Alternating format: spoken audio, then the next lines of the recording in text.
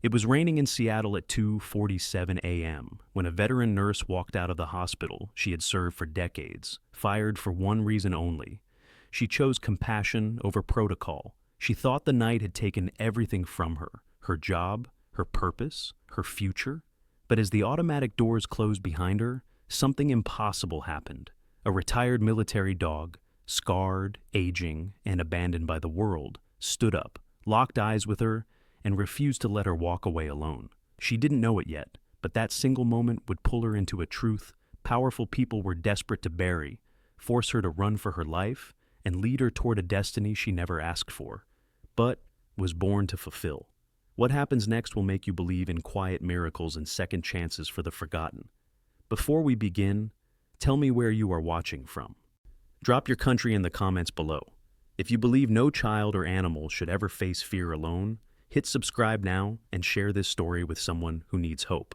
Seattle had a way of making loneliness feel official. That night, the rain didn't fall so much as it lingered, suspended in the air like an unanswered question. A cold mist crawled in from Elliott Bay, coating the streets in a slick silver sheen and blurring the neon signs into trembling ghosts. The Space Needle disappeared and reappeared between clouds, as if even it wasn't sure it wanted to stay. Wind rattled loose newspaper boxes and carried the distant cry of ferry horns across the dark water. It was late, 2:47 a.m., the hour when the city exhaled its secrets and pretended not to care who heard them. Rainfall Memorial Hospital rose from the street like a slab of concrete determination, its windows glowing harsh white against the gray night. Inside, the air smelled of antiseptic, old coffee, and quiet exhaustion. The emergency department never truly slept, but at this hour it moved slower, heavier, as if each step required permission from tired bones and tired souls. Eleanor Brooks had been on her feet for nearly 16 hours. Most people called her Ellie, though fewer and fewer did these days. At 57, she carried herself with the resigned grace of someone who had stopped expecting life to be fair, but hadn't stopped expecting herself to be decent. She was tall and slightly stooped, not from age so much as from decades of leaning over beds, over gurneys, over people who needed her closer than comfort allowed. Her hair, once a deep chestnut, had faded to a soft ash brown, threaded with silver, always pulled back into a low, practical bun that revealed a long neck and a face lined by both laughter and grief. Her skin was pale, and weathered by fluorescent lights rather than sun, and her eyes, gray-green and observant, had the unsettling habit of seeing too much. Ellie wore her scrubs like armor. They were clean but faded, the fabric softened by hundreds of washes. A faint smear of dried blood darkened the hem of her left sleeve. She hadn't noticed. She rarely did anymore. She stood at the foot of Trauma Bay 3, arms folded, watching the cardiac monitor flicker.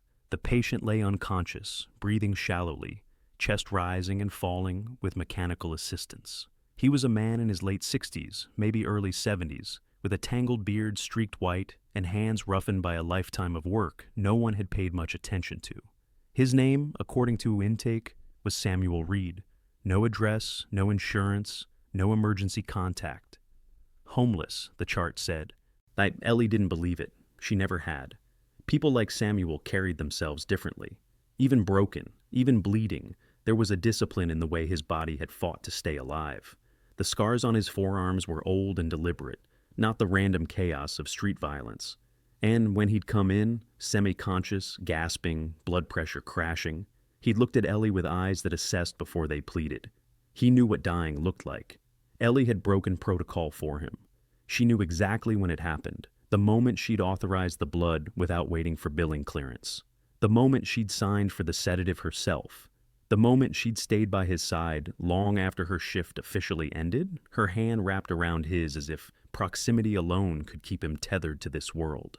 Across the bay, a woman stood stiffly with her arms crossed so tightly it looked as though she were holding herself together by force of will. Sarah Caldwell was 38, a charge nurse with impeccable posture and a reputation for following rules the way some people followed religion. She was slim, almost brittle, with sharp cheekbones and straight blonde hair cut into a severe bob that never seemed to move, no matter how long her shift ran. Her skin was unblemished, her shoes spotless. Sarah had come up through administration before transferring back to clinical work, and it showed in the way she watched Ellie now, concern warring with calculation. "Ellie," Sarah said quietly, stepping closer. Her voice was controlled, but there was tension beneath it, like a wire pulled too tight. "Nathan's looking for you." Ellie didn't turn. "Mike, he can wait." Sarah hesitated. She glanced at the patient, then back at Ellie. "He's been waiting, and he's not happy." Ellie finally looked at her. There was no anger in her expression, only fatigue so deep it bordered on sorrow. "He rarely is." Nathan Crowell was not a man accustomed to being ignored. He appeared moments later, as if summoned by the thought of him. 34, immaculately dressed even at this hour, Nathan moved through the emergency department with the faint air of someone visiting a foreign country he did not intend to stay in. His suit was charcoal gray, tailored perfectly to his lean frame, his tie still knotted despite the hour. His dark hair was neatly combed, not a strand out of place, and his face, handsome in a sharp, yet forgettable way, held the permanent expression of someone who believed himself to be the smartest person in every room. He stopped just outside the bay, careful not to step too close. "Eleanor," he said, using her full name like a reprimand. "A word." Ellie sighed and straightened. Her knees protested as she turned to face him. "If this is about the meds, I'll file the incident report." "This is about far more than medication," Nathan replied coolly. "You authorize resources without clearance. You extended care beyond your shift. You exposed the hospital to liability." She met his gaze steadily. "I kept a man alive." Nathan's jaw tightened. "You made an emotional decision." "I made a medical one." He shook his head, a thin smile touching his lips. "This is exactly the problem, Ellie. You blur lines. At Rainfall Memorial cannot operate on sentiment." Behind them, the cardiac monitor beeped steadily, indifferent to the conversation. Nathan lowered his voice. "You're suspended, effective immediately, pending review." Sarah inhaled sharply. Ellie didn't react right away. The words settled over her slowly, like ash, suspended. Pending review. She'd heard them before, years ago, after another patient, another argument, another night she'd chosen mercy over permission. "I see," she said finally. Nathan gestured toward the hallway. "Security will escort you out." Ellie glanced once more at Samuel Reed. His breathing was steadier now. He would live through the night. That would have to be enough. She removed her badge and placed it gently on the counter. Then she turned and walked away without another word. The locker room was nearly empty. Now Ellie moved slowly, each motion deliberate, as though rushing might cause something inside her to break beyond repair. She changed out of her scrubs and into her raincoat, a worn navy thing that smelled faintly of wool and antiseptic. She tucked her father's old military watch into her pocket and slung her bag over her shoulder. When she reached the main corridor, she noticed the dog. At first, she thought it was a trick of exhaustion. A large German shepherd sat just outside Trauma Bay 3, his body angled toward the patient room, ears alert despite his stillness. He was older, 10, maybe 11. His once black coat softened to sable and gray around the muzzle. One ear bore a small notch, healed long ago. His eyes were dark amber, intelligent and watchful, with a depth that made Ellie pause. "Whose dog is that?" she asked quietly. A janitor shrugged. "Been there all night. Won't move." Ellie crouched, ignoring the ache in her joints. "Hey there," she murmured. The dog turned his head. Their eyes met. Something passed between them, recognition, perhaps, or memory. The dog stood and took one slow step toward her, then another, until his nose brushed her hand. He sniffed, then leaned into her palm with surprising gentleness. Ellie swallowed hard. When she stood and walked toward the exit, the dog followed. No matter how many times staff tried to redirect him, he stayed close, padding after her with quiet determination. At the sliding doors, rain streaking down the glass, Ellie stopped and looked back. The dog sat at her side, unmovable. Outside, the rain waited. Seattle watched, and Ellie Brooks, jobless and exhausted, stepped into the night. And unaware that the city had not turned its back on her after all, it had merely cleared the stage. The rain did not let up when Eleanor Brooks stepped out of Rainfall Memorial Hospital. If anything, it seemed to intensify, as though Seattle itself were testing her resolve. Water slicked the concrete, pooling in shallow mirrors that reflected the hospital's harsh lights back at her in fractured lines. Traffic was sparse at this hour. the city subdued and watchful, like an animal that had retreated but not yet gone to sleep. Ellie pulled her coat tighter around her shoulders and started toward the bus stop across the street. Each step felt heavier than the last. Losing the job had not come as a shock. Somewhere deep down, she had known this night would come, but knowing something and surviving it were very different things. Her mind began its familiar spiral: rent due in 2 weeks, savings already thin, and the quiet apartment that would feel even quieter now, without the excuse of night shifts to exhaust her into sleep. She had taken no more than 6 steps when she heard it. Not a bark, not a growl. Footsteps. Measured, soft, deliberate. Ellie stopped and turned around. The German shepherd stood just outside the automatic doors, rain dotting his thick coat, but not yet soaking through. He looked enormous in the glow of the entrance lights, broad-chested, muscular despite his age, with a posture that suggested discipline rather than brute force.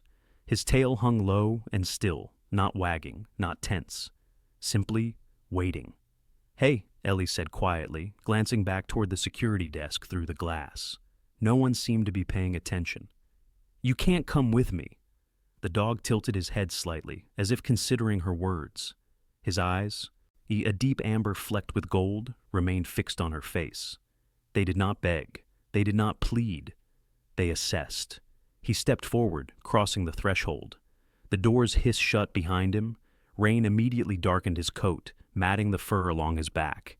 He shook once, a restrained, practiced motion, then resumed his place beside her. Ellie exhaled, half a laugh, half a sigh. "You're stubborn." The dog's ears flicked at the word. If he disagreed, he did not show it. A voice called out from behind them. "Ma'am, wait." Ellie turned to see Officer Ben Morales jogging toward her from the security desk. He was in his early 40s, stocky, with a shaved head and a neatly trimmed salt and pepper goatee. There were permanent creases around his eyes from years of squinting at monitors and smiling too little, too late. Yet Morales had worked hospital security since leaving the Marines a decade earlier, and though he rarely spoke of it, the way he stood, balanced, alert, never quite left him. "That dog belongs to the patient in Bay 3, Morales said, slowing to a stop. "We can't have animals leaving hospital property." Ellie nodded. "I know. I didn't bring him out." Morales looked down at the shepherd. His expression shifted almost imperceptibly. Recognition, maybe, or respect. "That's Atlas," he said. "Military working dog, retired." He scratched his chin. "He's been coming here on his own for months, always calm, never aggressive, but I've never seen him follow anyone." Atlas sat at Ellie's side without being told. Morales raised an eyebrow. "Huh." Ellie crouched again, rain soaking through the knees of her slacks. She placed a hand on Atlas's shoulder.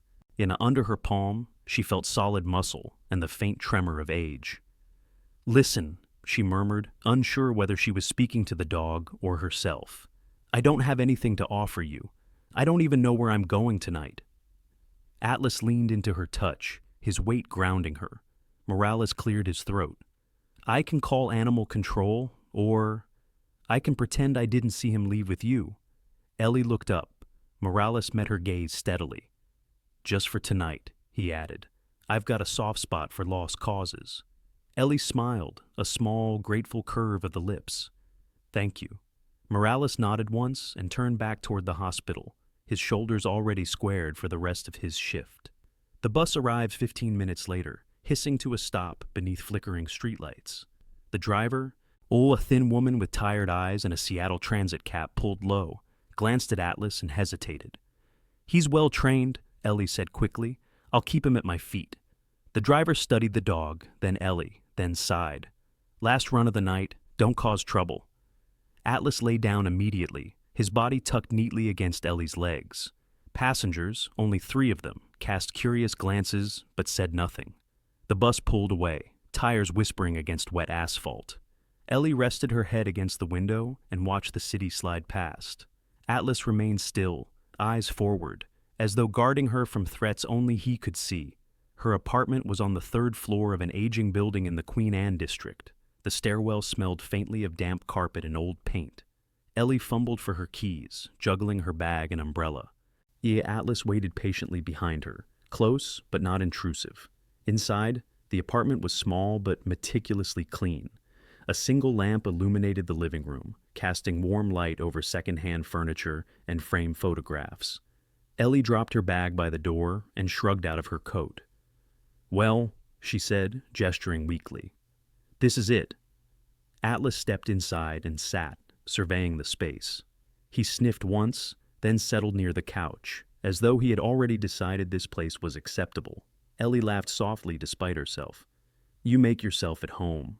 She filled a bowl with water and set it down. Atlas drank, slow and careful. When he finished, he looked up at her expectantly. "Food," Ellie guessed. "Right."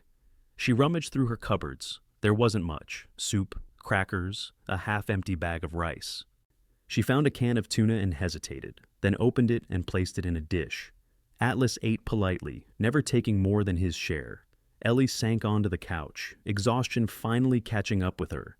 As she sat there, listening to the rain tap against the windows, her mind drifted back to Samuel Reed. She wondered how he was doing, whether he would wake, whether anyone would be there when he did. A soft sound pulled her from her thoughts. Atlas had approached her and lowered himself at her feet, resting his head on her shoe. Ellie's throat tightened. She reached down and stroked his fur, fingers tracing the faint scars hidden beneath the thick coat.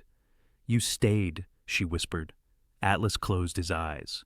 For the first time that night, Ellie allowed herself to cry, not the sharp, breaking sobs of despair, but quiet tears that slid down her cheeks and disappeared into the fabric of her sleeve. Atlas did not move.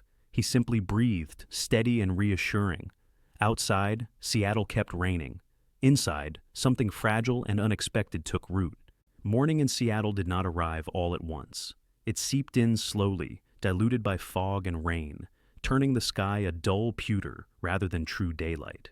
From the narrow window of Eleanor Brooks's apartment, the city looked suspended between sleeping and waking, unsure which it preferred.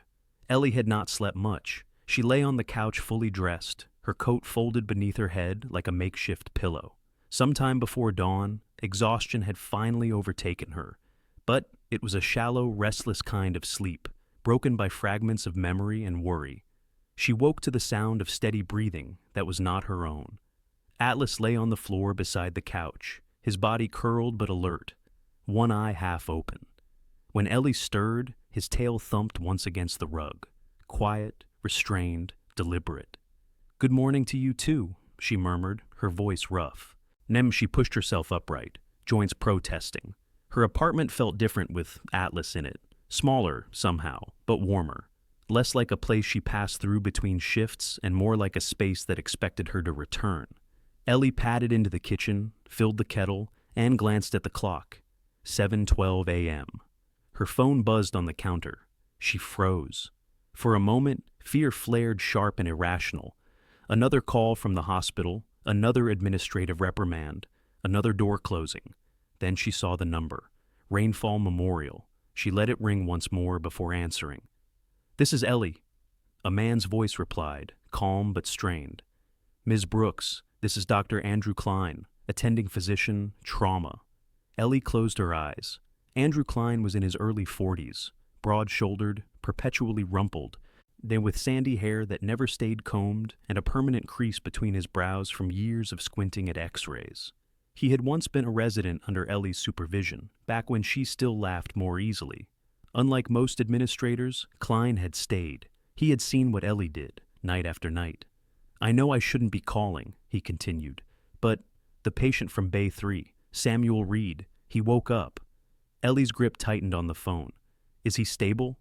"For now, but there's something you need to know." Klein hesitated. "He's asking for you, by name." Her heart skipped. "That's not possible. I never told him my last name." "I know," Klein said quietly. "That's why I called."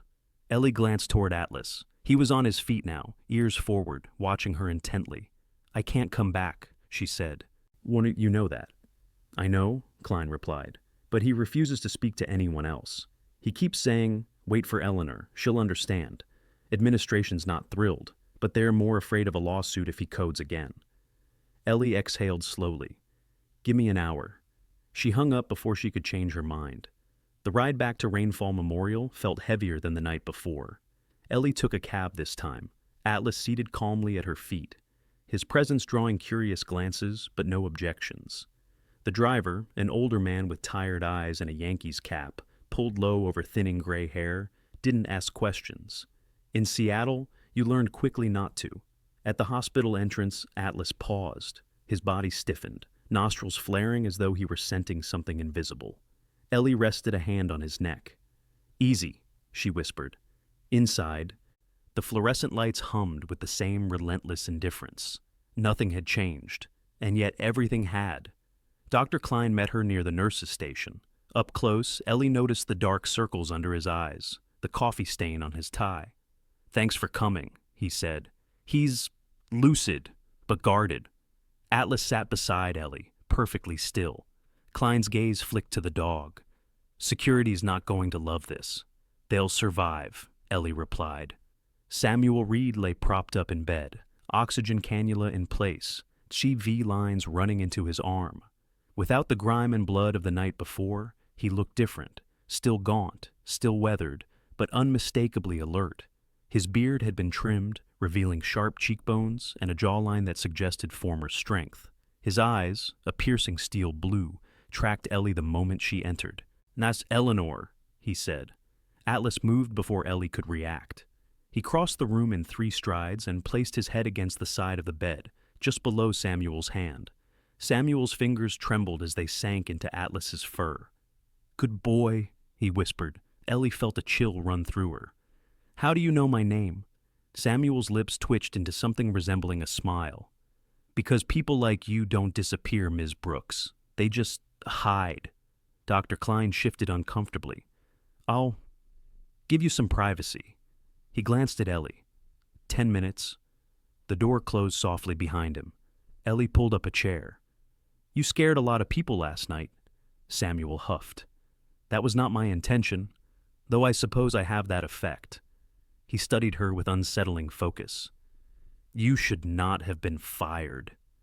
Ellie's mouth tightened. "I wasn't fired for you. I was fired for a pattern." Samuel nodded slowly. "Patterns are easier to track than people." His gaze dropped briefly to Atlas. "He chose you." Ellie frowned. "What does that mean?" Samuel inhaled carefully, as though each breath carried weight. "Atlas does not bond easily. He was trained not to. His handler died 3 years ago.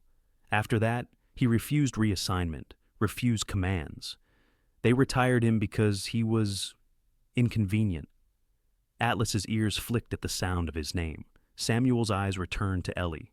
"Last night, I watched him watch you. That told me everything I needed to know." Ellie's pulse quickened. "You still haven't told me how you know who I am?" Samuel reached slowly toward the bedside table. His movements were deliberate, cautious. From beneath a folded blanket, he produced a small, weathered notebook. Its cover was cracked leather, edges softened by years of use. "My wife kept journals," he said. "Before she died." Ellie said nothing. "She was a nurse," Samuel continued. "Volunteered overseas, came home different, quieter, stronger." His voice wavered for the first time. "She used to tell me stories about a woman in Seattle who taught her that compassion was not weakness." Ellie's breath caught. "That's not—" "I know," Samuel interrupted gently. "You never meant to be remembered, but you were." Footsteps sounded outside the door, heavy ones, purposeful. Samuel's gaze sharpened. "They'll be here soon?" Ellie stiffened. "Who will?" Samuel looked at her, then at Atlas. "People who do not like loose ends." Before she could respond, the door opened. Nathan Crowell stood there, flanked by 2 men Ellie did not recognize.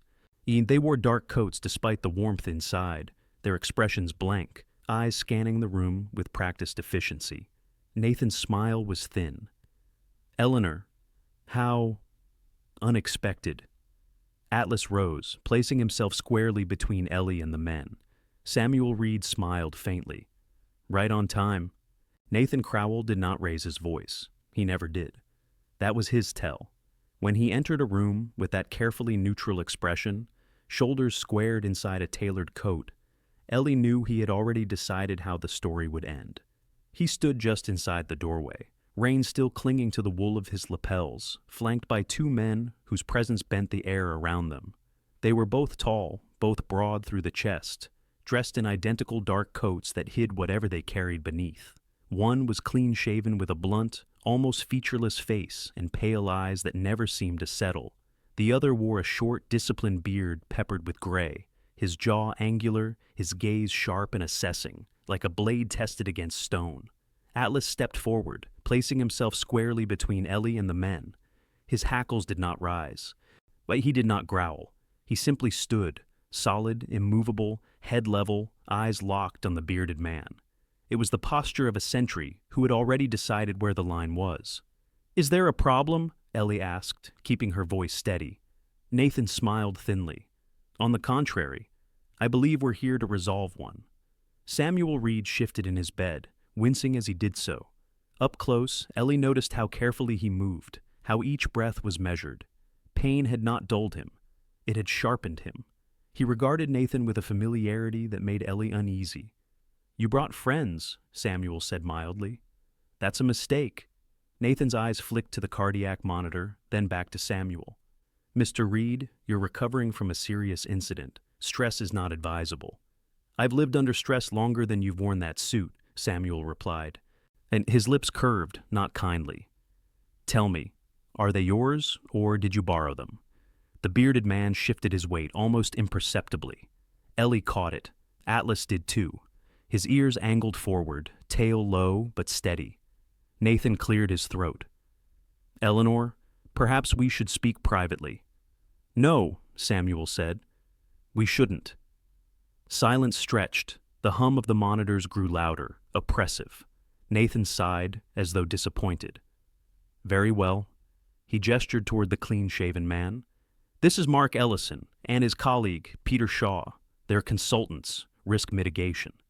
Ellie studied them more closely now. Ellison's hands were scarred, the knuckles thickened in a way that suggested violence done often and without ceremony.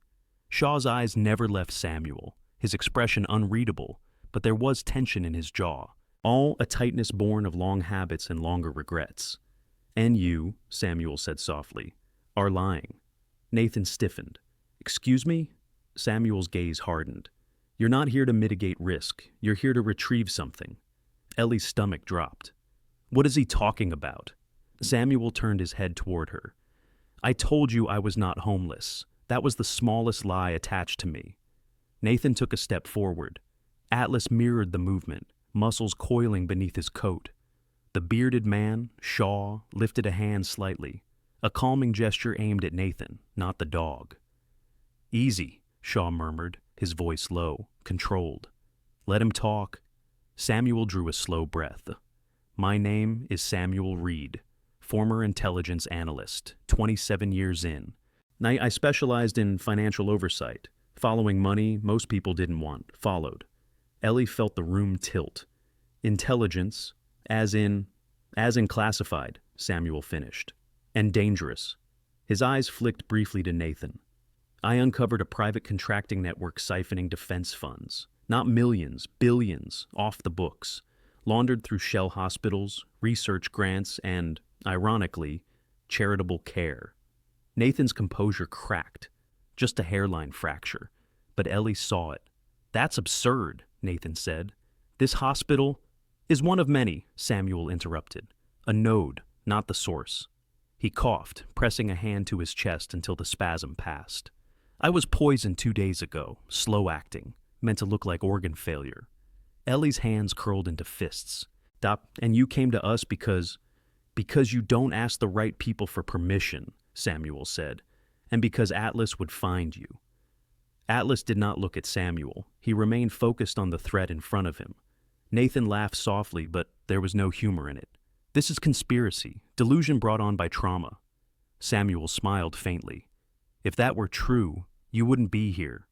The clean-shaven man, Ellison, spoke for the first time. His voice was flat, practiced.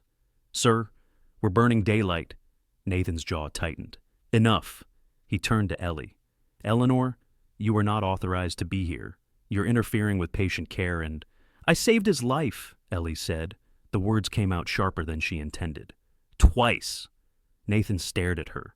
"You're out of your depth." "Am I?" she asked quietly. Or are you afraid I'm finally in it?" Before Nathan could respond, the door behind him opened again. Officer Ben Morales stepped inside, his broad frame filling the doorway. He looked different out of uniform, jeans, leather jacket, but the stance was the same. Alert. Ready. His dark eyes swept the room, landing briefly on Atlas, then Ellie.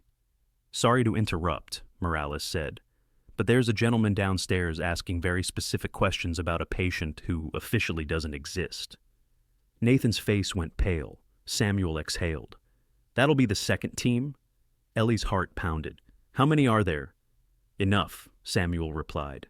"Too many for a hospital." Nathan took a step back. "This is out of control." "Yes," Samuel agreed. "That's why you should leave." Ellison shifted closer to the bed. Atlas lunged forward with a warning bark, one sharp sound that cut through the room like a blade. Everyone froze. "Easy," Shaw said again, more firmly now. His gaze flicked to Atlas, something like recognition flashing there. "That dog's trained?" Samuel looked at Shaw, really looked at him. "You were military." Shaw hesitated, then nodded once. "Once? And now?" Samuel asked. Shaw did not answer. Ellie felt the decision settle into her bones, heavy, inevitable. "We're leaving," she said. Nathan laughed, brittle. "You can't just—" "Yes, we can," Morales said calmly. He stepped fully into the room, hand resting casually near his belt. "Elevators down for maintenance. Fire stairs are clear." Ellie met Morales' eyes. He gave the smallest nod. Samuel reached under his pillow with shaking fingers and withdrew a slim flash drive sealed in a plastic sleeve. "This is why they want me," he said, holding it out to Ellie. "This is why they will not stop." Ellie stared at it. "Why give it to me?" "Because you're already compromised," Samuel said gently. "And because you still believe in doing the right thing when it costs you." Atlas pressed closer to her leg, as if in agreement. Nathan's voice dropped to a whisper. "Eleanor, don't be stupid." Ellie took the drive. The bearded man, Shaw, looked at her then. Really looked. His eyes softened, just for a moment. "You don't know what you're stepping into." Ellie slid the drive into her pocket. "I know exactly what I'm stepping away from." Alarms began to sound down the hall. Voices echoed. Footsteps multiplied. Morales moved first. "Okay, now." Ellie leaned close to Samuel. "Can you walk?" Samuel nodded grimly. "With help." Atlas took position at Samuel's side, bracing instinctively. Ellie slung Samuel's arm over her shoulder, surprised by how light he felt. As they moved toward the stairwell, Nathan's voice followed them. "You won't get far." Ellie didn't look back. Seattle had never felt so close, or so far away. By the time they reached the rain-slicked street behind the hospital, sirens were already cutting through the morning fog. Ellie knew one thing with absolute clarity. She could not stay. They did not leave Seattle cleanly. There was no cinematic escape, no clear road opening ahead of them, like a blessing. There was only rain, noise, and the heavy knowledge that once you crossed a certain line, the world no longer pretended you were invisible. Morales' pickup truck waited in the narrow service alley behind the hospital, its dark green paint dulled by years of Pacific Northwest weather. It was an old Ford, lifted just enough to handle bad roads, the bed cluttered with emergency gear and a dented metal toolbox. Officer Ben Morales moved with controlled urgency, his broad shoulders tense beneath his leather jacket as he helped Samuel Reed into the back seat. "Seatbelt," Morales said, voice calm, practiced. "We're not outrunning anyone if you fly through the windshield." Samuel gave a dry chuckle and obeyed, walked to wincing as he shifted. His face had gone pale again, the exertion already draining him. Ellie slid in beside him, one arm braced behind his shoulders. Atlas jumped into the footwell without being asked, turning twice before settling, his body pressed against Ellie's legs as if anchoring himself to her. Morales climbed into the driver's seat and started the engine. The radio crackled briefly, then fell silent as he shut it off. "Where are we going?" Ellie asked. "Anywhere that isn't here," Morales replied. He checked the mirrors, jaw tight. "They'll lock down the main roads, cameras, plates, the works." "And you know that because?" Ellie asked. Morales' mouth twitched. "Because I've been on the other side of it." The truck rolled out into the rain-slicked street, tires hissing over asphalt. Seattle blurred past in streaks of gray and neon. Ellie caught glimpses of familiar landmarks, the coffee shop she used to stop at after night shifts, the park where she once sat with her son on a rare sunny afternoon. Each one felt like a door closing behind her. Samuel shifted, breathing shallow. Ellie adjusted her grip, her clinical instincts overriding fear. "Talk to me," she said quietly. "What exactly did you uncover?" Samuel hesitated. Names, accounts, transfer routes, hospitals that exist mostly on paper. He glanced at Atlas. "And a private security firm that makes problems disappear." Morales' hands tightened on the steering wheel. "Aegis," he said. Samuel nodded. "You've heard of them." "Enough to know they don't like witnesses," Morales replied. The truck took a sudden turn off the main road, and plunging into a maze of residential streets. Morales drove with the confidence of someone who knew Seattle's back veins, the forgotten roads, the places GPS didn't bother with. Headlights appeared behind them, then disappeared as Morales cut through an alley barely wide enough for the truck. Ellie's heart hammered. "They're following us." "Yes," Morales said evenly. "And they will keep doing so until we stop moving." Samuel coughed hard, a wet, painful sound. Ellie felt his body tense beneath her hand. "Morales," she said sharply, "we need to stop. He won't make it like this." Morales glanced at the rearview mirror, then at Samuel. His expression softened. "I know a place." They reached it 20 minutes later, a horse stable tucked into the wooded outskirts north of the city, invisible from the main road. The sign read Raven Hollow. The paint chipped, the lettering faded. Morales killed the engine and listened. The rain masked most sounds, no sirens, no engines. A man stepped out of the stable, shotgun resting casually over one shoulder. He was tall and lean, his frame wiry rather than muscular, with a thick beard streaked heavily with gray and hair pulled back into a low knot. His eyes were dark, intelligent, and suspicious by default. "Ben," the man said, "you look like trouble." "Always am," Morales replied. "This is Caleb Wright." Caleb studied Ellie, Samuel, then Atlas. His gaze lingered on the dog. "Military," he said, not a question. Atlas met his stare without flinching. Caleb nodded once. "Bring him inside." The stable smelled of hay, damp wood, and animals. Horses shifted in their stalls, large, patient creatures with glossy coats and calm eyes. Yet as one chestnut mare stepped forward, nickering softly. Atlas glanced at her, curious but composed. Caleb led them to a small tack room, converted into a makeshift living space. "I owe Ben," he said, "and I don't like bullies." Ellie laid Samuel down on a narrow cot. She worked quickly, efficiently, checking vitals, adjusting his IV line. Her hands remembered what her life had been before the night fell apart. Atlas lay beside the cot, head on his paws, eyes never leaving Samuel. Caleb watched silently. "You're good," he said finally. Ellie didn't look up. "I have to be." Outside, a vehicle slowed near the road. Headlights swept briefly across the trees, then moved on. Morales exhaled. "They're close."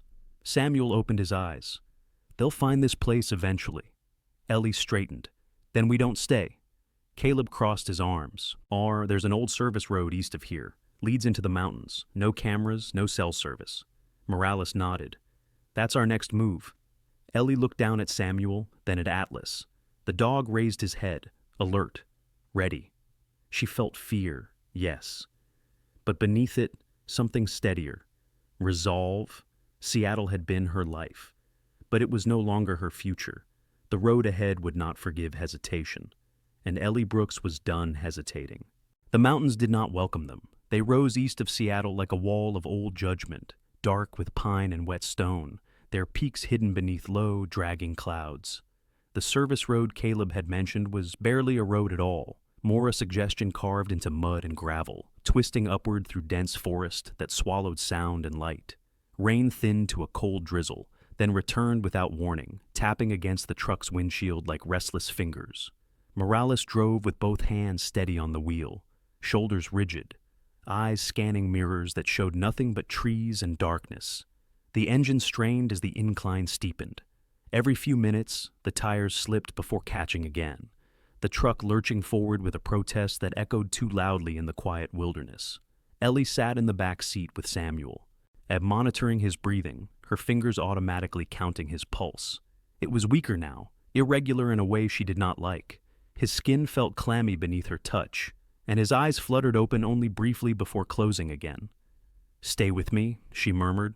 "We're almost there." Samuel smiled faintly, the corner of his mouth lifting with effort. "You always say that." Atlas sat pressed against Ellie's legs, his body tense but controlled. His ears flicked constantly, tracking sounds Ellie could not hear. The snap of a branch far off, the shift of something large moving parallel to the road. His age showed in the stiffness of his joints when the truck hit bumps, but there was no hesitation in him. Purpose had straightened his spine. They reached a narrow clearing just before dawn. Morales killed the engine, and the sudden silence rang in Ellie's ears. Mist curled low over the ground, clinging to fallen logs and ferns, turning the forest into something ancient and watchful. "This is as far as we take the truck," Morales said quietly. "There's a fire lookout about 2 miles up. Abandoned, solid structure, good visibility." Caleb Wright was already there, having followed on horseback along a separate trail. He dismounted with practiced ease, boots hitting the ground softly despite his size. In the gray light, he looked older than Ellie had first thought, late 50s, maybe early 60s, with deep lines carved into his face by sun and wind. His beard was untrimmed now, giving him a rough, almost feral look, but his eyes remained sharp and clear. "The horses won't go further," Caleb said. "Terrain's wrong, but they'll wait." A dark bay gelding stamped the ground behind him, steam rising from its nostrils. The horse's coat was slick with rain, muscles rippling beneath the skin as it shifted. Atlas glanced at the animal, then away, uninterested in dominance, only in duty. They moved Samuel carefully onto a stretcher Caleb had brought from the stable, an old military surplus piece reinforced with straps. Ellie took the lead, setting the pace, her breathing measured, her focus absolute. Each step uphill burned her legs, but she welcomed the pain. It anchored her to the present. The forest thickened as they climbed. Pine needles muffled their footsteps. Somewhere above them, a raven called, the sound echoing too long to be comforting. Atlas suddenly stopped. His body went rigid, head lifting, nose tasting the air. A low sound vibrated in his chest, not a growl, but a warning. Morales froze. "What is it?" Before Ellie could answer, a voice carried through the trees. "Still running," it said, calm, almost amused. "You're making this harder than it needs to be." A man stepped into view from between the pines. Peter Shaw. Without the city's shadows to soften him, Shaw looked harder here, more defined by the wilderness. His coat was gone, replaced by a weatherproof jacket stretched across a broad, disciplined frame. His beard was darker in the morning light, trimmed close, revealing scars along his jaw. Thin white lines that told quiet stories of violence survived. His eyes, pale and steady, moved first to Samuel, then to Ellie, then to Atlas. Behind him, 2 more figures emerged, spreading out with practiced efficiency. Both men were armed, faces set, movements economical, contractors, professionals. Caleb swore under his breath. "You led them?" Shaw shook his head. "No, but I knew where you'd go." Ellie felt her pulse spike, but her voice remained steady. "You could have stopped this." "I tried," Shaw said. He took a step closer, hands visible, palms open. "You don't understand how deep this goes." Samuel stirred weakly. "Deep enough to kill for," he rasped. Shaw's jaw tightened. "Deep enough that killing becomes policy." Atlas moved then, placing himself fully between Ellie and Shaw, his stance unmistakable. Hackles rose this time, a ripple of dark fur bristling along his spine. His teeth showed, not in threat, but in promise. Shaw's gaze dropped to the dog. Something like regret flickered there.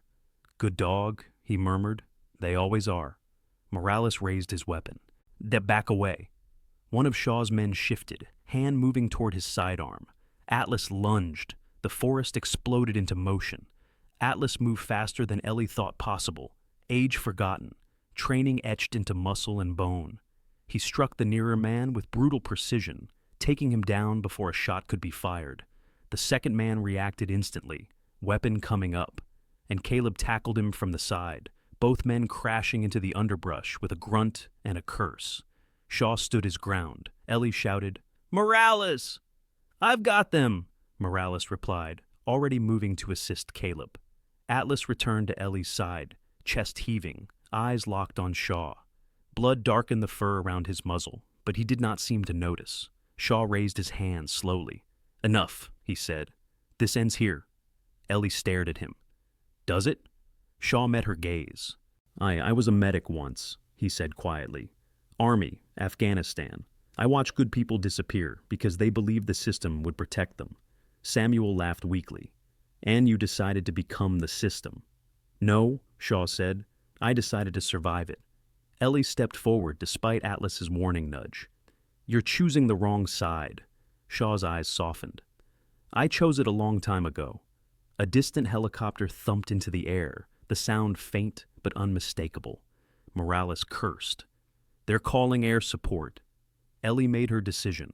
She knelt beside Samuel, pressing the flash drive into Morales' hand. "Get this out. Take Caleb. Take the proof." "And you?" Morales demanded. Ellie looked at Atlas, then at Shaw. "I'll buy you time." Atlas growled, deep and furious. Ellie placed her forehead against his. "Stay with him," she whispered. That's an order." Atlas hesitated, just for a heartbeat, then turned, placing himself beside Samuel, his body shielding him completely. Morales hesitated, then nodded sharply. "I'll come back." "You won't," Ellie said softly.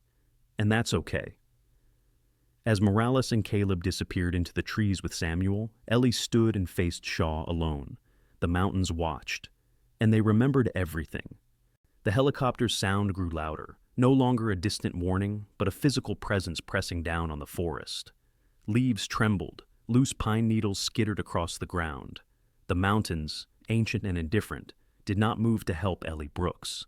But they did not betray her either. Peter Shaw stood 10 feet away, rain-darkened jacket clinging to his shoulders, beard wet and sharp against his jaw. Up close, Ellie could see the cost of the life he had chosen. His eyes were bloodshot, not from fear, but from long nights without rest, the kind that came from replaying decisions that could never be undone. He held his weapon low, not raised, but not slung either. "You don't belong here," Shaw said. "You're not built for this." Ellie straightened her spine. Her legs trembled, but she did not step back. I've been built for this my entire life. I just didn't know what to call it." Behind her, Atlas lay beside Samuel, his massive body curved protectively around the stretcher. The dog's chest rose and fell in heavy rhythm, eyes never leaving Ellie. He did not whine. He did not move. He trusted her. The helicopter swept overhead, searchlight cutting briefly through the trees before swinging away. Whoever was inside was still searching, still guessing. Shaw glanced upward, then back at Ellie. "You could still walk away. I can say you never made it out of the city." Ellie almost laughed. "You think this ends with paperwork?" Shaw's jaw tightened. "I think it ends with you alive." "That's not the same thing," Ellie said. For a moment, neither of them spoke. Rain slid from branches in slow drops, striking the ground with soft finality. In somewhere farther down the mountain, a gunshot echoed. Morales and Caleb, buying distance, buying time. Shaw exhaled. "I was 22 when I learned how to close a chest cavity with my hands shaking. I was a medic, like you." His voice roughened. "I watched a boy bleed out because command said extraction was too risky." Ellie's breath caught despite herself. "I told myself I would never be powerless again," Shaw continued. "So I chose the side that wins." Ellie shook her head. "You chose the side that survives." Shaw's eyes flicked to Atlas, then back to Ellie. "Survival is everything." "No," Ellie said softly. "Love is." The words surprised her as much as they did him. She hadn't planned them. They simply arrived, complete and undeniable. The helicopter returned, closer now.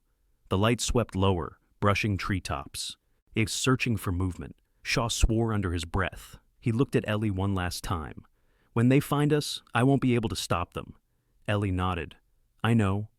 He took a step back, then another. "I'll tell them you ran west," Shaw said quietly. "Toward the cliffs." Ellie met his gaze, understanding passing between them. "That'll buy us minutes." "Maybe more," Shaw replied, "if they believe me." He turned and disappeared into the trees just as the helicopter's light swung toward the clearing again. Ellie did not wait. She knelt beside Samuel. His breathing was shallow but steady, his skin cool beneath her fingers. "We're still here," she whispered. "You're not done yet." Samuel's eyes fluttered open. "You stayed." "Yes," Ellie said, "but we're leaving now." Atlas rose instantly, tail low, ears forward. They moved downhill instead of up, and slipping into a ravine where the trees grew thicker and the ground fell away sharply. Ellie slid more than she walked, grabbing roots, ignoring the burn in her palms. Atlas stayed ahead of her, scouting, stopping often to look back, to wait. He adjusted his pace to hers without being told. At the bottom of the ravine, water rushed over stones, an icy stream swollen with rain. Ellie hesitated only a second before stepping in. The cold stole her breath, numbed her legs, but she kept moving, pulling Samuel's stretcher with all the strength she had left. Halfway across, she slipped. Atlas lunged, teeth sinking gently into the fabric of her coat, bracing her weight until she found her footing again. He released her only when she was steady. "Thank you," she gasped. The far bank was steep but climbable. Ellie dragged the stretcher into a stand of thick underbrush and collapsed beside it, chest heaving. The helicopter roared overhead, the sound so close it vibrated through her bones. Searchlights swept the ravine, but did not linger. The water masked their scent, the trees swallowed their shape. Minutes passed, then more. Finally, silence. Ellie lay on her back, staring up at the canopy, rain dripping onto her face. She laughed then, soft, broken, disbelieving. Atlas lay beside her, pressing his warm weight against her ribs as if to keep her from floating away. Samuel stirred. "You're terrible at following orders," he murmured. Ellie smiled. "I know." They did not move again until night fell. When Morales returned, he did not come alone. Headlights cut through the trees, and followed by the low rumble of an engine too smooth to be local law enforcement.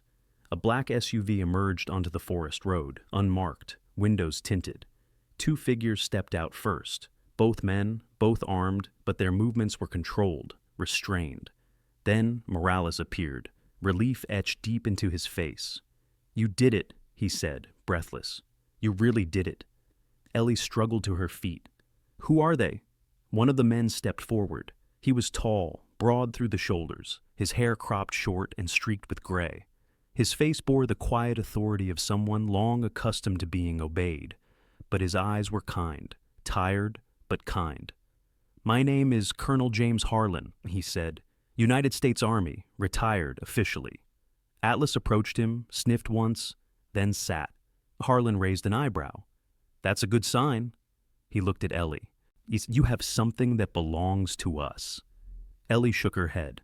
"I don't belong to anyone." Harlan smiled faintly. "That's exactly why we need you." He nodded toward the SUV. "The evidence is safe. Your friend Caleb is already 3 states away. And, as of an hour ago, the people hunting you lost their funding." Ellie stared at him. "Just like that?" "Nothing is ever just like that," Harlan replied. "But sometimes the right person tips the scale." Samuel let out a long breath. "Took you long enough?" Harlan laughed quietly. "You always did have a flair for drama." They loaded Samuel carefully into the SUV. Atlas jumped in last, turning once before lying down at Ellie's feet. Ellie hesitated at the door, looking back toward the mountains. They stood silent now, holding their secrets. Harlan followed her gaze. "You could disappear," he said. "Oh, start over. No one would stop you." Ellie thought of her apartment, the hospital, the life she had been clinging to. She shook her head. "I'm not done." Harlan nodded, respect clear in his expression. "Good." As the SUV pulled away, Ellie rested her hand on Atlas's head. His ears flicked, content, certain. For the first time since Seattle turned its back on her, Ellie felt something unfamiliar. Hope. The desert greeted them with silence. Not the empty kind, but a vast breathing quiet that seemed to stretch beyond the horizon, broken only by the low hum of wind and the distant cry of something alive and unseen. Dawn spread slowly over the Nevada basin, washing the land in pale gold and rose, revealing low hills, scrub brush, and a wide sky that felt almost indecent in its openness. Ellie Brooks stood outside the black SUV and took her first full breath in days. The air was dry, cool, and honest. It did not smell of antiseptic or rain-soaked concrete. It smelled of dust and sage, of heat waiting its turn. Atlas stood beside her, his paws planted firmly in the gravel, ears twitching as he absorbed the new world. His coat looked lighter here, the gray around his muzzle catching the early sun, making him appear dignified rather than old. And ahead of them, a low complex emerged from the landscape, buildings half buried into the earth, constructed from stone and steel, designed not to announce themselves, but to endure. No signs, no flags, just purpose. Colonel James Harlan walked a few steps ahead, his posture relaxed but precise, as though command were something he wore even in retirement. Up close, Ellie could see the years etched into his face, the deep lines around his eyes, the faint scar along his temple, the kind of marks left not by accidents but by responsibility. He moved with a slight limp, an old injury, not debilitating, just persistent enough to remind him of who he had been. "Welcome to Horizon Ridge," Harlan said, gesturing toward the compound. "Unofficially, it doesn't exist." Ellie folded her arms, absorbing the place. "And officially?" Harlan smiled faintly. Officially, it's a logistics research site." Atlas sneezed. Harlan chuckled. "He doesn't believe me either." They brought Samuel Reed inside first. The medical wing was compact but immaculate, far better equipped than Ellie had expected. Monitors, surgical lighting, shelves stocked with medications she recognized and some she didn't. Samuel was transferred onto a proper bed, his breathing already easier under controlled care. He looked at Ellie, eyes clearer now than she had seen them since Seattle. "You did good," he said quietly. Ellie adjusted his blanket with practiced hands. "You're not done yet, no speeches." Samuel smiled. "Wouldn't dream of it." Outside the room, Harlan waited patiently. Atlas sat beside him, posture perfect, tail curled around his paws. A younger woman approached from down the hall, her footsteps light, her presence calm. "Colonel," she said, "he's stable." Harlan nodded. "Ellie, this is Dr. Maeve Collins." Maeve Collins was in her early 40s, with warm brown skin and dark hair pulled into a loose braid that rested over one shoulder. She was of average height, sturdy rather than slender, and carried herself with quiet confidence. Her eyes, dark, sharp, curious, took Ellie in without judgment. "I've heard about you," Maeve said, extending a hand. "Mostly good things." Ellie shook it. "I hope the bad things are exaggerated." Maeve smiled. "They usually are." They walked together through the facility. Ellie noted everything automatically, the flow of space, the accessibility of equipment, the way staff spoke to one another without hierarchy weighing them down. It felt human. "That we treat people who can't go to normal hospitals," Maeve explained. "Whistleblowers, deep cover operatives, civilians who got caught in someone else's war." Ellie stopped. "And you need me because—" Harlan answered this time. "Because you don't see categories, you see patience." Ellie looked at Atlas, who had risen and now stood between her and the exit, as if guarding a threshold. "I didn't plan to disappear," Ellie said slowly. "I didn't plan any of this." "No one who matters ever does," Harlan replied. They reached a small courtyard at the heart of the compound. Desert plants lined the stone paths, their resilience quiet but undeniable. In the center stood a low fountain, water trickling softly, catching the light. Harlan turned to her. "We're not asking you to fight, we're asking you to heal, lead our medical program, or shape it into something better than what the world allows." Ellie felt the weight of the past week settle into something solid. She thought of Rainfall Memorial, of the night spent holding strangers' hands, of the door closing behind her. She looked at Atlas. He sat, waiting. Ellie exhaled. "I'll stay, on one condition." Harlan raised an eyebrow. "Name it." "No one here gets turned away because they're inconvenient," she said. "Not on my watch." Harlan smiled, genuine this time. "Deal." Months passed like a gentle tide. Horizon Ridge changed under Ellie's influence. The medical wing expanded, not in size but in spirit. Protocols bent where they needed to. People learned her habits quickly. How she liked charts organized, how she expected honesty even when it was uncomfortable, how she insisted on learning every name. Atlas became a fixture. He aged visibly, his steps slower, his naps longer, but his presence steadied everyone. Patients reached for him without thinking. He seemed to know who needed him most, resting his head against shaking hands, sitting quietly through long nights. Ellie built a small clinic near the outer edge of the compound, open to local communities who had learned, somehow, that help lived out here. Veterans came first, then families, then those who had nowhere else to go. One evening, as the sun dipped low and painted the desert in copper and fire, Ellie sat on a bench with Atlas's head resting against her thigh. Maeve joined her, 2 cups of coffee in hand. "You're home," Maeve said simply.